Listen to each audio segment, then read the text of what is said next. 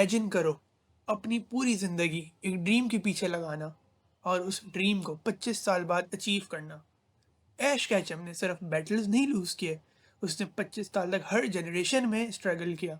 But यहाँ real question ये है, क्या ऐश एक्चुअली पहले जीत सकता था या उसे कभी जीतना था ही नहीं? ऐश कैचम एनिमे हिस्ट्री का सबसे आइकॉनिक कैरेक्टर है। He starts as a 10-year-old boy from Pallet town with one dream, to become a Pokemon master. लेकिन इंटरेस्टिंग बात यह है, 25 साल तक multiple regions, hundreds of battles और काउंटलेस पॉकीमॉन के बावजूद he never becomes a champion. और इसका रीज़न जो लोग समझते हैं वो एक्चुअली गलत है। सबसे पहले ये समझना ज़रूरी है, ऐश को टिपिकल विनिंग हीरो की तरह नहीं लिखा गया था।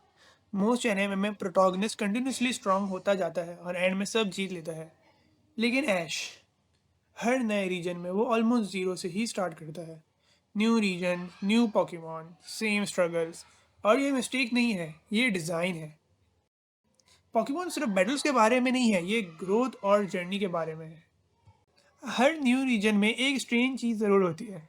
ऐश अपनी पुरानी स्किल्स यूज़ ही नहीं करता, जैसे जैसे सब कुछ रीसेट हो जाता है। तो फैंस इसे रीसेट प्रॉब्लम कहते हैं।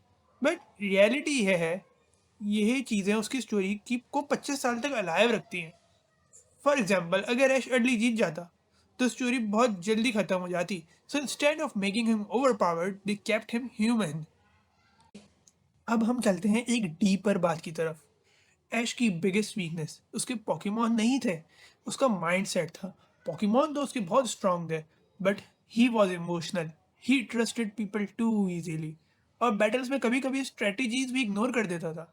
वो बिलीव करता था कि फ्रेंडशिप सब कुछ जीत सकती है, जो उसे लवेबल तो बनाता था लेकिन वही उसे लूज भी करवाता था। तो अब आप लोगों के दिमाग में ये सवाल ज़रूर होगा, तो ऐश चैंपियन कैसे बना? Because everything change Pokemon journeys में। इस सीरीज में he is no longer a beginner. उसका एक्सपीरियंस सारा काउंट हुआ जो उसका पास्ट का था। उसकी वो अब स्ट्रेटेजिकली चीज़ें सोचता है। और सबसे इम्पोर्टेंट बात, ही बैलेंसेस इमोशंस विद लॉजिक। लेकिन पिछली सीरीज में वो सिर्फ इमोशंस और पावर ऑफ फ्रेंडशिप पर रिलाई करता था।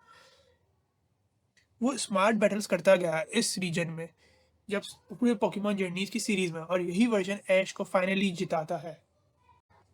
सो रियल ट्रुथ ये है, ऐश का जर्नी कभी फास्ट विन के लिए नहीं नहीं था।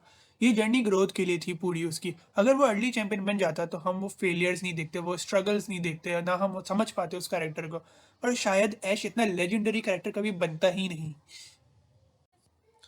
सो रियल रीज़न ये है कि he was just never written to win, he was written to grow. और शायद यही रीज़न है कि उसकी स्टोरी इतनी पावरफुल है।